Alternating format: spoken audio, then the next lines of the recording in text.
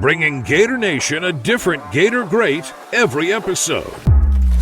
This is Jabar Gaffney. You're listening to the All for the Gators podcast. Hey, I'm Earl Everett. You're not a Gator, you're Gator bait. This is Bo Carroll. Hey, I'm Rita Anthony. This is Kewan Ratliff, and you are listening to All for the Gators podcast. This is Cedric Faison, a.k.a. C4. This is Brandon James. This is Jack Jackson. Go Gators. Hi, this is your boy Jeremy Mincy, a.k.a. Mr. Mintz, and we were the All for the Gators podcast. This is Ben Trooper. You listening to the All for the Gators podcast. Hey, guys, this is Jarvis Moss. Go Gators. You rocking with Lito Shepherd, and we're All for the Gators podcast, man. Top notch. This is Chris Doring, and you're listening to the All for the Gators podcast.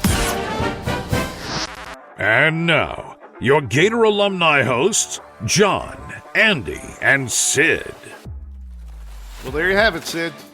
Super Bowl's done. It's over. Football's over. Done. You miss it. Already? Or do you miss Taylor Swift? But you know what I was really happy to see?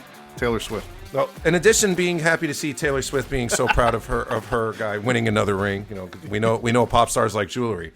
I was really, really happy that some Gators got to have some glory on this fantastic Super Bowl Sunday. That's right. Usually when the Chiefs win, there are some Gators on the team. There are, yes. You got the list? I don't have the list in front of me. We know they have offensive lineman Jawan Taylor. That's right. Strong finish to the season. He had some flag issues early in the year, but ultimately he's getting some jewelry, so that's a nice step.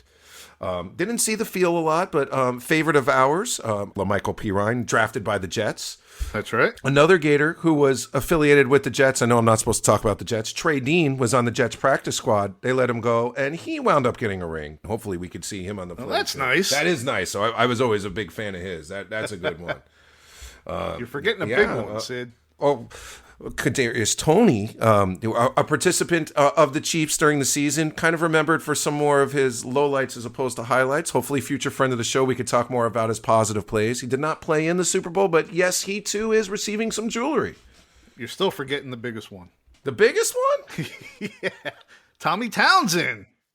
Oh, well, you know what? That's true, because, man, he had 254 yards of punting. That's a lot. And for the Chiefs, that sometimes is like a month's worth of punting he did in a game. They don't punt too often. So that's right. You know?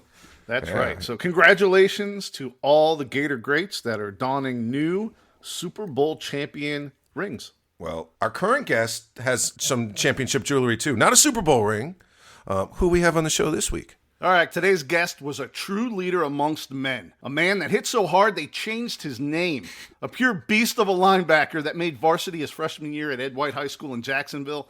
And by the time he was a junior, he was Jacksonville's Defensive Player of the Year. By graduation, he was first-team All-State and All-American as one of the top linebackers in the nation. Spurrier sent Junior down to recruit him, and after his visit to Gainesville, like everyone else, he fell in love with the swamp. As a Gator, he was an anchor on D for some great Gators teams and capped off his stellar career in the orange and blue with a monstrous 168-tackle senior campaign in 2002. That still ranks fourth most all time for tackles in a season. He'd go on to an 8-year pro career with stops in Miami and Tampa. Gator Nation, I present to you one of the most dominant linebackers to roam the swamp. Winner of the 2002 Fergie Ferguson Leadership Award, All-SEC linebacker, 2000 SEC champion with 42 on his chest, Mr. Byron Bernard. You know him as BAM! Hardmon! Oh, man, that was great. Hey, I need you to go home with me when I walk in the house with my wife. I need that same introduction, I tell you. He's a great hype man, isn't he? Gets you all fired up and ready to start. Awesome. I was like, who was this guy coming on? My goodness. Bam, so cool to have you on with us today. And the Super Bowl just passed, and I got to bring it up. Fan of the Swift, all that stuff going on with Swift or not? Oh, man, I enjoy football. I'm going to leave it at that. I enjoy football. Well, we actually had an intro on one of our shows that we did a little while ago when she first started showing up to the Chiefs games, and we talked about it in our intro. And I posed the question to the guys, you know, if there was a hot chick celebrity that was dating a Gator and she was on, you know, all the Gator games on TV, who would you pick that to be? Who would you want that to be? So I'm going to pose that question to you. Oh, my goodness. If there was a hot chick celebrity dating a Gator that we had to see 10 times a game, who would that be? Oh, my goodness. Come on. What are you doing? What are you doing? Let's try that intro again. Don't worry about the wife. She's not going to mind. Oh man, I don't know. I don't know. That's a tough one. That's a tough. I'm gonna go with Sanaa Lathan. To be honest with you, my wife know I have a somewhat of a crush on her, so I'm gonna say Sanaa Lathan. There you go. Okay. That's All safe. right. Already approved the knowledge Yeah, for the already wife there. approved. Okay. Yeah, yeah. No She new cans knows. of worms there. All right. Exactly. All right. So John mentioned in that pretty epic intro there about your high school days. So before you were destroying it in high school, how did it all start? Who got you into football? Oh man, really just growing up in the neighborhood a little bit. I had a buddy that lived around the corner. Just really, we were kind of one of the two of the young guys in the neighborhood, and actually he was a year already playing, and I decided, hey, mama, I want to go play as well because I had an older brother, but he wasn't in the football as much, and so really because of the other friend, Lily is what we call him, he was playing, and so we were friends, and I went ahead and signed up for football at Lakeshore Athletic Association in Jacksonville, Florida. Wow. Well, clearly you took to it well. And Oh yeah. and we can't talk about high school football in Jacksonville without bringing up Rains High. And a couple of friends of the show, Lito and Jabar, went there at the same time as you at Ed White. They are trash. I'm gonna go ahead and tell you, they are trash. Oh, so that was my question. So tell us, so why exactly are they trash? Bring it. Oh man, we go at it all the time. So we were rivals of each other. Lito actually started out at Ed White High School, so we knew each other. Okay. He and I knew each other before before I knew Jabar, and then in Jacksonville, our two schools were pretty much the powerhouses around town, and so our senior year and junior year, both years, we played the last season of the game, the last season. The last game of the season, and they beat us both years, my junior and senior season. So I ended up 2-2 against them, but at the end of the day, they're gonna give me a hard time because they beat me twice. But that senior year actually was a real big deal. That was when I think high school, at least Florida high school games, first aired on TV on the old school. I can't remember the Sunshine Network. Right. Old All right. Sunshine Network. So That's right. it was a big crowd, and they ended up going away with the W. It hurts me to say it still, but they did. So those are still my guys, but yeah, they trash at the end of the day. Go ahead and let them know that. Were you exclusively a linebacker in high school, or do you play multiple positions? No, I played linebacker in high school, and I was on a few of the little specialty packages on offense, but mostly just linebacker. Okay. So when did you start getting recruited by UF? It was Spurrier Jr. that came to recruit you, right? Yeah, Spurrier Jr. and also Jim Collins, both of those guys did some recruiting. Bob Sanders came in because that more or less became my position coach. But I know Spurrier Jr., he was heading out, so there was a transitional period there. But Jim Collins, he was a big part of the recruiting process as well. So both those guys did a great job. But it really kind of started probably junior year. I know nowadays things happen really, really early, but at that time, it's kind of that junior year. My name was out there a little bit, and so they would come around. But it picked up and really got after it senior year, to be honest with you. But those guys did a great job coming in, evaluating me, and we had a pretty good team, and so I enjoyed the process, but glad I became a Gator. All right. So FSU was on your list, Tennessee, North Carolina, Virginia. What sealed the deal to bring you to Gainesville? Really, I mean, it felt home for me, being close, and then the opportunity to play was there. That was the year that they had three of the linebackers graduating. That was Right. Javon Kurz, Peterson. Peterson, Johnny Rutledge. So all three of those guys were graduating, and the opportunity to play was there. Me and Mike Mathill, who ended up being roommates, we kind of bonded on our visit, and it just felt like home, to be honest with you. So after taking those visits to those other places, then like I say, the great recruiting job those guys had done, I decided to be a Gator. Oh, and we are so glad you did. Now, before you arrived in Gainesville, you got selected to play in the Florida-Georgia All-Star game in '99. A lot of other friends of the show had told us the significance and importance to that. What is your memory of that, and what did that mean to you? Oh, man, that's great memory for sure. It's one of those things where still now I have a great bond with some of the guys that have played in those games. But it's just another opportunity to just be around great talent And then now all this talent comes into one and compete in one game against somebody else. And you really just get a chance to showcase your talent amongst other good athletes. And I really enjoyed it. I thought it was a really good job that they did at that time as well. And so I was privileged enough to play in that game. Sounds like an amazing experience. So from there, you come in and you mentioned the void at linebacker, so to speak, with so many great players advancing to the next level. But you arrive and you got some seniors there, McCaslin and Kelsey, and then a bunch of young fellas, Davis and Spurrier and Kendall Johnson, Mike Natile, who you mentioned. What was it like showing up there in the competition, and how did that play a role in you taking on such a bigger part in the team later on in your career with us? Oh yeah, and that's the thing that a lot of times you don't really understand as a high school kid, as you see guys leaving, but obviously the cupboard isn't just empty, and so there was a lot of talent still there. Gino McCaslin, those guys playing, and Andre Davis.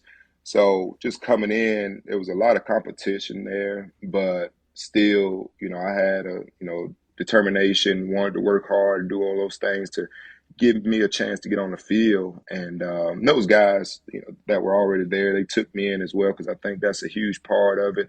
Anytime you go to transition, you have to get guys that accept you as well. And, being able to learn and transition into that role, I was excited about. And, had opportunity to actually contribute my freshman year. So that's all you can ask for, and then just get the ball rolling from there. Your freshman year, you walk out the tunnel for the very first time in 1999 in the swamp. I think it was Western Michigan. Yeah. Was it? Yeah. Tell us about that feeling. Oh, man. Walking out the tunnel in the swamp for the first time. Yeah, it's an amazing feeling. I tell people all the time where the numbers of the stadium as far as attendance, I've played and been to different places that seat, over 100,000. But at the time, I think Florida was maybe under 90 or so. I think at the time, but yet the sound of it is amazing, just to how it sits down inside and you walk out, all the orange and blue. And I mean, it's just an awesome feeling to get everybody riled up. And hell, we winning ball games. And as you know, it's easy to be excited when you're winning ball games. So with that, man, it was an awesome time being a freshman, coming in, contributing, being amongst, other guys that you sweated with as well, and going out there for one common goal, and that's to win the ball game. Tell us about your very first tackle as a Gator. That came in week 2 against UCF. Did you have any jitters until you got that first tackle out of the way? Not really. What was that like? Not really. That first jitter probably comes when you're running down on kickoff, but once you start playing, man, it just goes. And you just start to want to make more plays and want to make more tackles, get your hand on the ball, and you just start to get that groove. But just going in, it's that first time you kind of run out of that tunnel, and then you run down on kickoff, or you're in that first play of defense. After that, I mean, you get that first piece of contact, it kind of just, hey, let's go. It's a regular old day in the neighborhood. Let's go to work. You got to go to work plenty. You got to get into all 12 games that season. Gators go 9-4, and when McCaslin goes down, you get to step up strong side linebacker in that 99 SEC championship game versus Bama. Yeah. So was that kind of like a trial by fire? I mean, obviously you're ready for your opportunity. What was it like to get so much game time on such a big stage at this stage of your career? Oh man, that was an awesome feeling at the time. But like it goes into the preparation piece. Those guys, as far as the coaches, had allowed me the opportunity to just continue to gain reps all season. And so then, when Gino, he went down in the SEC conference game, my number got called, and so I had the opportunity to go in. We didn't win the game, but I played fairly well. I do remember a vital tackle that I did miss on a cutback from old Freddie Millens. Unfortunately, I'm one of those guys that remember probably the bad more than the good. Unfortunately, I'm a pretty high critic of myself. But I did miss a tackle, but it was an awesome experience. Had a few tackles that game. Had a big hit on the string against Freddie Millens as well. So that part was really exciting, coming in as a freshman on one of the bigger stages and being able to contribute and help the team. That was Sean Alexander's monster game, if I remember correctly, right? Yeah, It was. We were there. Yeah. In the stands. Yeah. Oh, come on. No shame there. That guy was No a hell doubt. of a gamer. Look, didn't he have like 27 touchdowns one year in the NFL? I mean, He was no a shame. stud. That guy was good. They beat us twice that year, right? Yeah, they beat us twice. They broke I want to say the home winning streak, if I'm not mistaken, or in the regular season. Then they beat us, like say, in the SEC conference game. I remember. So not a good year. We started out with the lead early there, and then they jumped on us. I remember that, right? We got like a quick score in the first minute and a half, and then it wasn't good from there.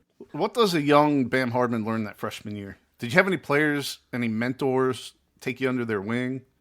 Oh yeah, a lot of guys. Andre Davis was a big mentor for me. I mean, being an older guy who had been through the fire a little bit, he had red-shirted, had some injuries, so he was huge.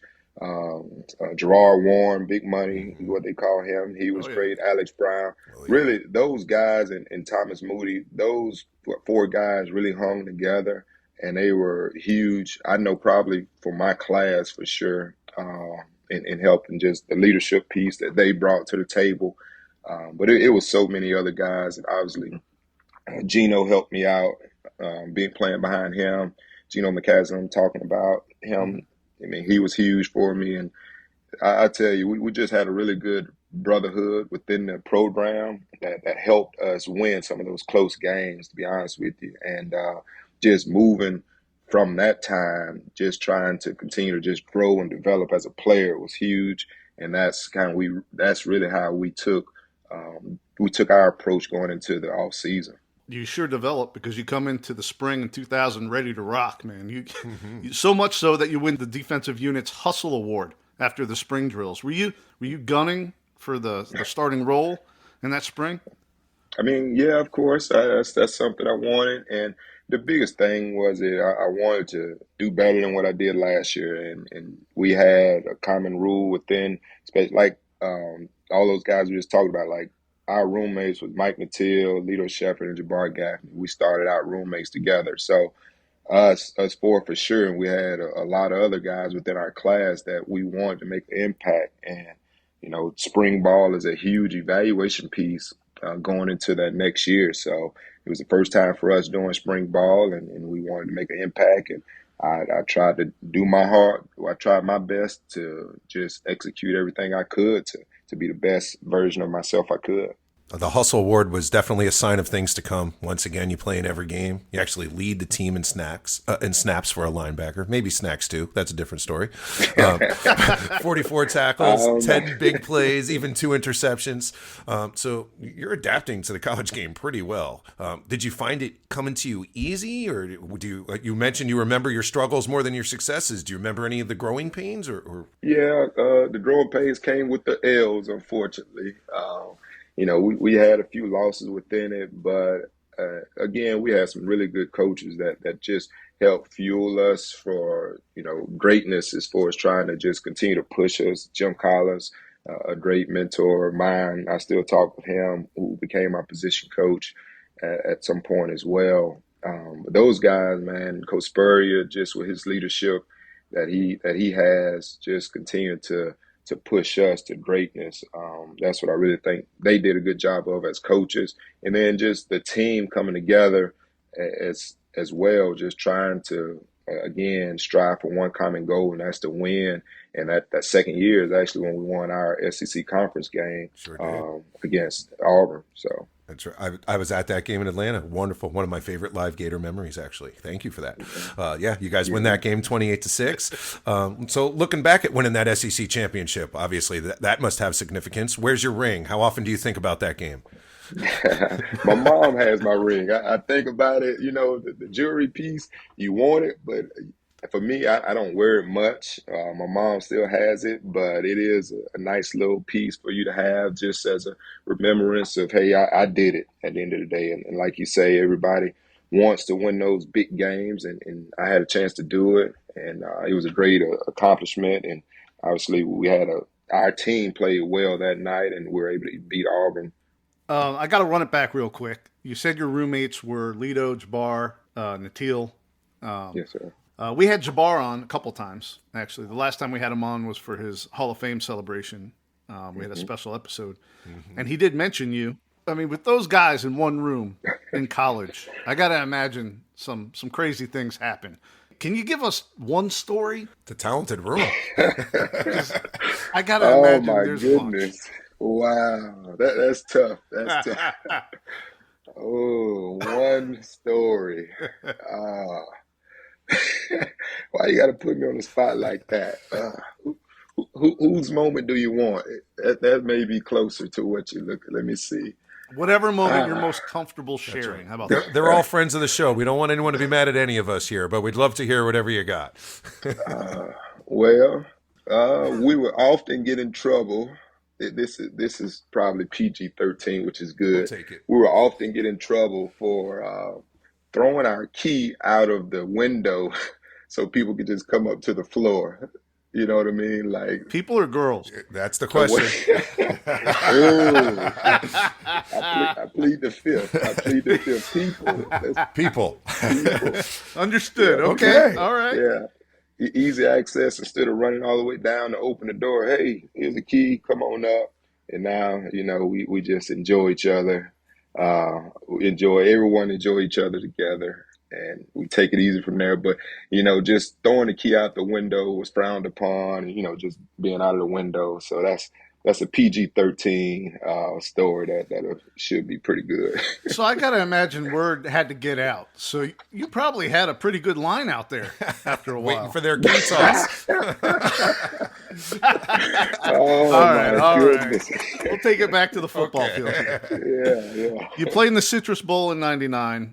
But after the SEC championship, you head to New Orleans for the Sugar Bowl against Miami, even though the Canes pull it out. What was it like to play in a major bowl game? It was probably a lot different then than it is now.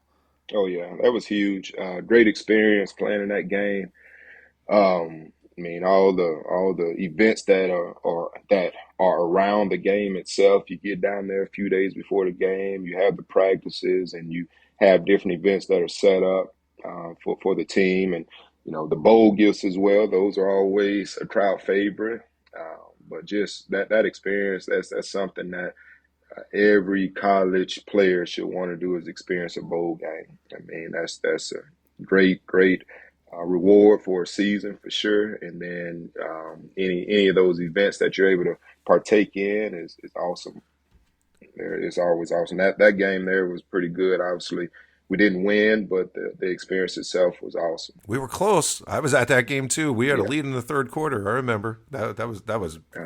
Anyway, that was a pretty talented team as well. Yeah, that was. We fell a little short. That Miami team sent a lot of guys to Sundays in the NFL for a while from there. So, but no shame there. Yeah. But we had a good showing. But on to the next season, though. We really had a good showing. Gators go 10-2, finish number 3. We've talked about this with a lot of your teammates from that very special team, what could have been. So what are your thoughts looking back? And a lot of people have referenced the significance of having to move the Tennessee game from the tragedy. How do you remember that, looking back on it? I mean, I hate 9/11 for what it was and for what it did to our season, for sure. But obviously 9/11 was a tragedy in itself, but them moving the Tennessee game definitely affected our season, because that was, in my opinion, the best team we had at Florida while I was there. But Agreed. We came up, with probably nothing. You know what I mean? Like, it's just, we don't have anything to truly show for it as far as the jury that we just talked about. But it was a great team and Tennessee was better than us that day, for whatever it's worth. And that was the game that decided who goes to the SEC Conference Championship game, and they ended up going, if I'm not mistaken, right? I can't even remember. I just know we didn't go. Yeah, they went and lost, if I remember correctly. Yeah. But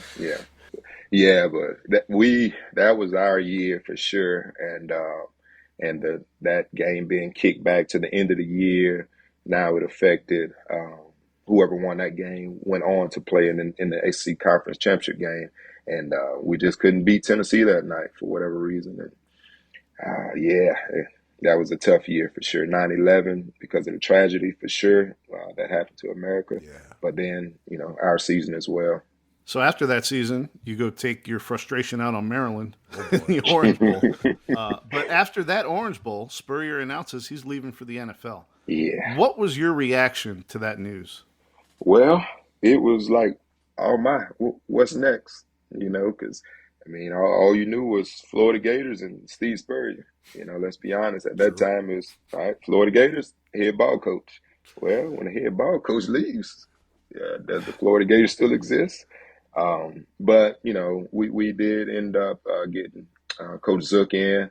But at the time, I was like, man, what's going on? What does the future hold? And we had guys exiting anyway. We're going to the next level. And at this time, it's like, okay, who's the next guy in? And then Coach Zook came in, and he did a really good job, as far as bringing in and trying to drive the team in the right direction.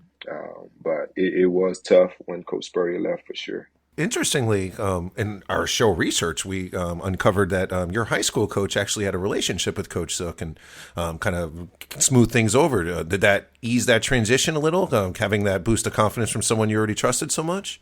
Somewhat. Their relationship definitely wasn't as close as it ended up being because talking about Dan Dish being my high school coach, ended up working for Ron Zook later on. But at the time, I think they just kind of knew each other through the recruiting process of like when Coach Zook was in the high school ranks because he was just coming from the NFL, and at one point he was in high school. He was at Florida coaching or in college rather, and he recruited my high school where he and Coach Dish had a relationship, from that perspective. But Dish, my high school coach, did know of him and mentioned, hey, he'll be a great guy. And he obviously I heard about him. He's a defensive minded guy. So the whole dynamic of things kind of changed a little bit, as you can imagine. But he was a really good coach, players coach, down to earth, relatable, all those things. But it did make the transition smoother. Yeah, I was looking forward to it, and we had a chance to go on and try to win some ball games. So Zook comes in and he talks to you about becoming a leader. He names you team captain for 2002, and then he moves you to inside linebacker, where the Gators desperately needed some help. Before we talk about your monster senior year, what did it mean to you to be named team captain? Well, I didn't really get the notice until after the season, so it's not like going into it I knew it by any means. At least I don't think I did. But just you go from week to week, and hey, most often it's who's going out for the coin toss, and then it kind of gets named at the end, I believe. But I just had a good time, just trying to work hard to finish out my senior year. To be honest with you, just grinding. Mike Nattil was still there. Lito and Jabar actually had left, so some of my roommates had left already. But it was just a matter of trying to revamp our team so that we can keep it going in the right direction of where we wanted to go, which was go to a bowl game, win the conference, do all those goals try to achieve all those goals that we have in place. Well, you couldn't have done much more to achieve those goals because you have a monster season, 168 tackles. That's the fourth most ever in a single season by a Gator. You're ranked fourth in the nation for those 168 tackles as well. 10 or more tackles in every game. You make all SEC linebacker. What do you attribute that level of individual success that you had that year? Man, I had some dogs in front. Not gonna lie, man. That you have to give credit to Ian Scott, Tron Lefevre. I call him Trey Hearn. So Tron Lefevre.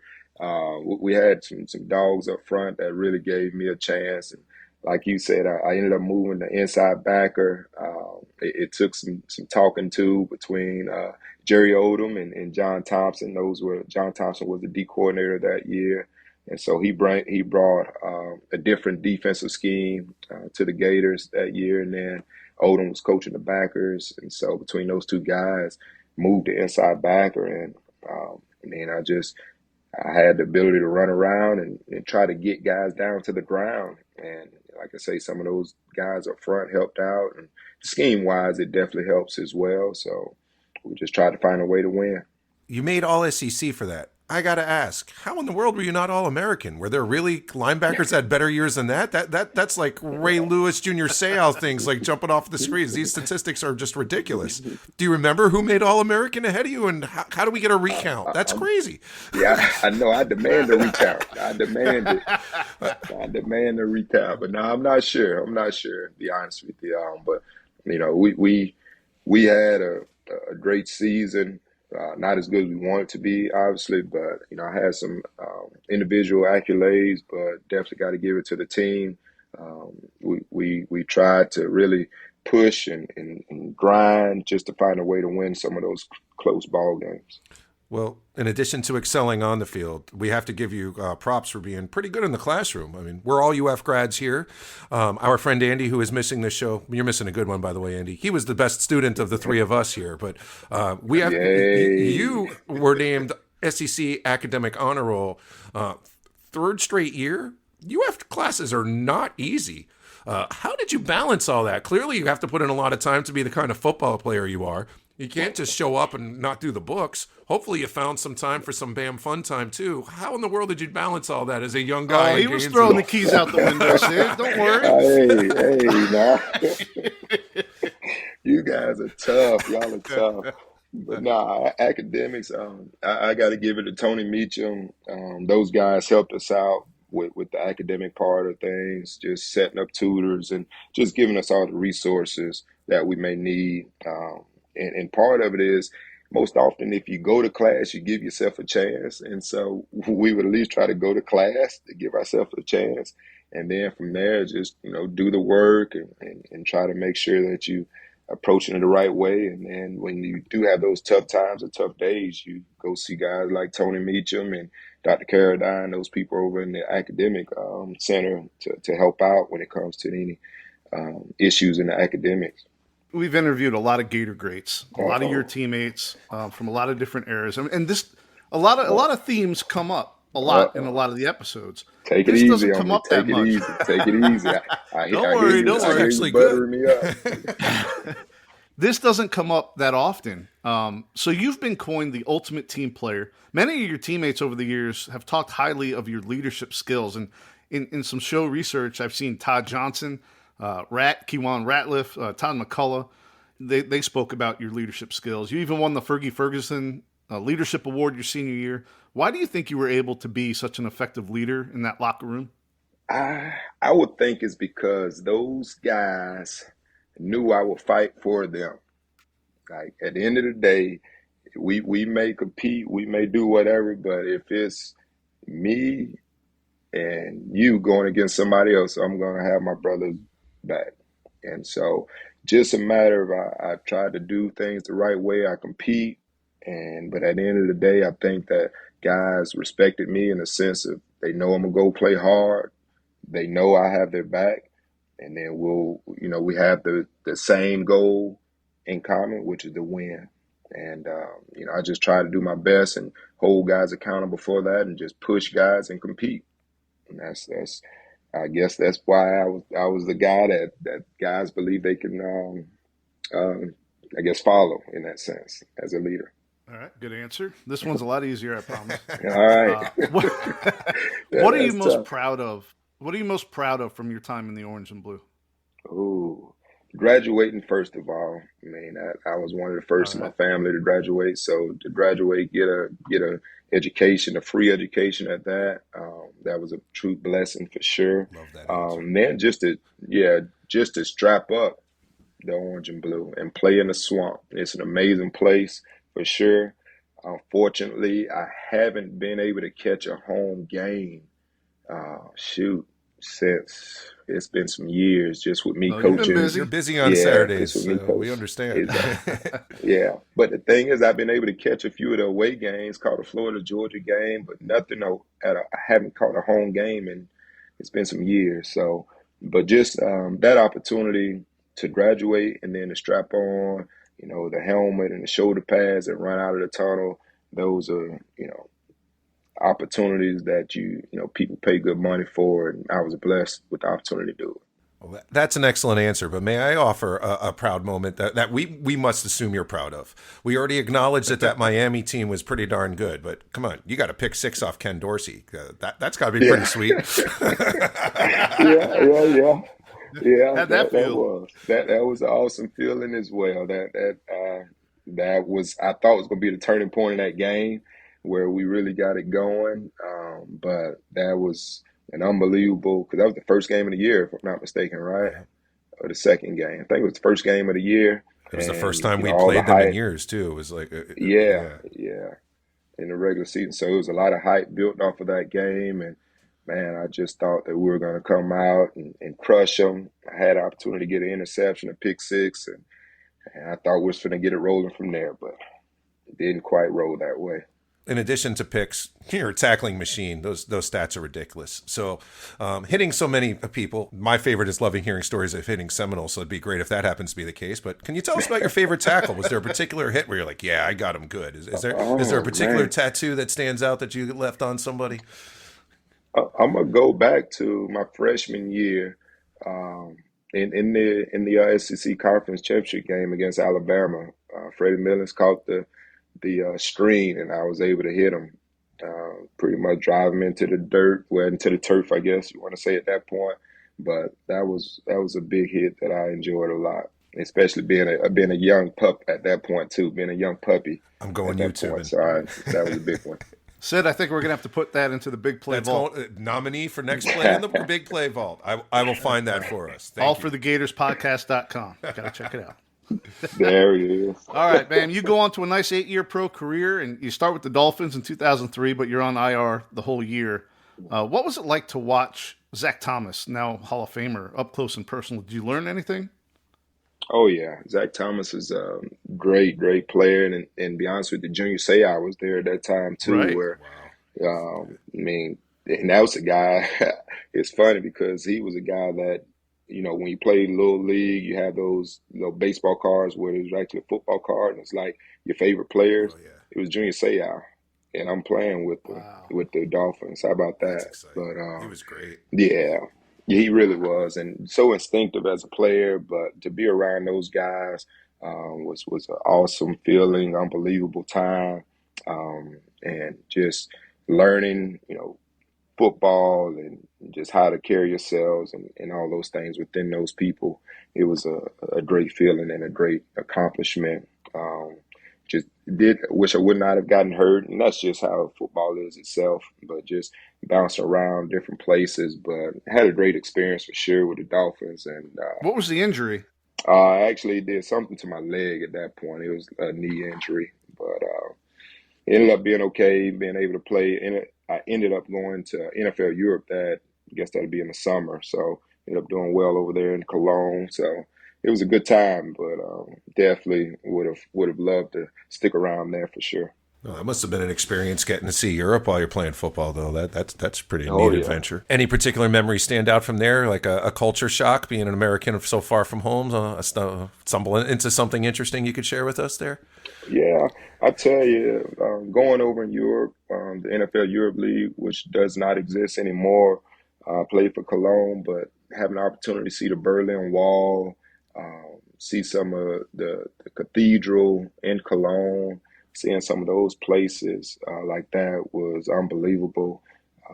And again, football giving me that opportunity is why I love the game of football, because it gave me the opportunity to see that, because I don't know if I really would have wanted to for sure, but just had the opportunity to do it. Sure. But then football allowed me that, yeah, for sure. And then be around those fans, bringing the American game to Europe. It's amazing because you get we probably all hear and see the soccer vibe. So they're more accustomed to the soccer piece of things. And so now when American football goes over there, you're still getting the whistles and the crazy fans and everybody getting after it, just like how you see on soccer. But it was a really good feeling, great experience. You were like a pioneer for that. Now they're playing games in Europe like every year, won a couple games. Yeah. London, Germany now. Yeah. That's great. So, so you're still involved in football. coaching, nominated for the Broyles Award given to the nation's top assistant coach in 2018. Clearly, you're pretty good on the sidelines like you were, on the field. What's it feel like to be recognized like that? Clearly, there's a lot of assistant coaches out there. You must have done something right to get recognized for that. Yeah, that's a major accomplishment, and I'm thankful for the opportunity to be recognized. At the end of the day, I'm continuing to just trying to develop and mentor, young me's, young Bam Hartmans, is what I say. Because if I can help guide them to more than what I am or was, then I've done a good job. Is how I feel. So just and some of the great coaches, Paul Petrino for one, told me to, as a coach, just trying to continue to motivate and develop guys. If I can do that as a coach, I've done my job. Doing your job there now, 9 years at Troy. You just left to coach the linebackers and run the game at Tulane. Does your coaching style reflect any coaches that you had in the past? Are you mirroring any particular coach out there when you're blowing the whistle and barking at your players? Oh man, I don't. I'm pretty mild mannered, but yet I'm demanding, but yet understanding. So if you could wrap all that up, you got me. Because I'm intense when it's time to be, but I also want to put my arm around them, love them up, so that we can get the best out of the player. To be honest with you, so I think that I don't know one guy that I'm like. I've probably embodied all the great coaches, a lot of the great coaches that I've had. From a lot of them, sure. Oh, yeah. So, yeah, that's a tough question. I got to think, who am I like as a coach? Hey, saying Bam ain't bad. Yeah, right? It's not bad. No doubt. UF had their linebackers coaching position open recently, right? Did that ever cross your mind? Yeah, coming home? It did. I didn't get the call, man. For some reason, I didn't get the call, but I definitely root those guys on for sure. Coach Napier, and I hope he gets it rolling in the right direction. I know Mike P's on staff over there. He's a good buddy of mine, and quite a few other guys are off the field also. But definitely want to see the Gators get it rolling, because it's tough when you're not, for sure. Me being a former Gator, is hard to be all in as a Gator when, as you know, how the other fans will come at you. That's just how it is. But you want to be able to stand high and get your chest out. But it's kind of rough at this point. Didn't Troy visit the Swamp when you were coaching Troy? No, that was before I got there. That was before you got there? Okay. Yeah. I was at Idaho, though, when I was coaching at Idaho when we played. I knew in you the were Swamp. at a game at the Swamp on the sideline of the other team. Yeah. Yeah. We had a 3-hour delay, but only got a kickoff in the mix, to be honest with you. That was the rain. That was a game that got a rainstorm, so we played time-wise a 3-hour game, but we're not able to get anything other than one kickoff down the field, and they almost returned it for a touchdown, believe it or not. Your football map is amazing. Like, I'm an 80s kid. I think of Indiana Jones and the checkers going across the map. So, you're in Gainesville, then you're in Europe, and you're in Idaho. Like, that's just fascinating. So how many miles you've covered for the gridiron over your lifetime. That's just fascinating. No doubt. Great experiences, for sure. Great experiences. All right, Bam. We usually end the show in a bit. Are you ready? What do you got for me? All right. We're going to do a you or trivia. Oh, this is my favorite one. So I'm going to name a category, a stat category, and you got to tell me who had more. And I'm going to name either you or somebody else. Okay. You ready? All right. Let's see what we got. All right. Let's start light. Let's go. Forced fumbles for a career. Who had more? Bam Hardmon or Brandon Seiler? Ooh, I'll go with B-side. Nope. Oh. You did. You had 3 forced fumbles. Seiler did not have one in his Gator career. Wow, forced fumble. Yeah. All right. Thought that. All right, number 2. Tackles in a single game. You, Bam Hardmon, or Channing Crowder? Crowder, my guy, but I got to go me. I'm going me. I got to go Bam Hardmon. What is You're right. You're right. South Carolina, 2002. Bam had 19 tackles. Yeah, Oh, my I remember God. that game. For That's some a lot. reason, they wanted to run the ball. Shame on them. Yeah. Crowder had 18, though, against Mississippi State in 2004. Only one blow, but yeah, you had a 19 tackle game. Pretty amazing. All right, number 3. Tackles for loss for a career. You or your buddy Mike Natile? Oh, got to be me. Mike, sit down. Little Mike, sit down. It's actually Mike. Oh, Mike's got it. That's good. Tackles for loss, he has 10 in his Gator career. You had 7. Okay, gotcha. That's good. All right, here we go. Number 4. Tackles in a season.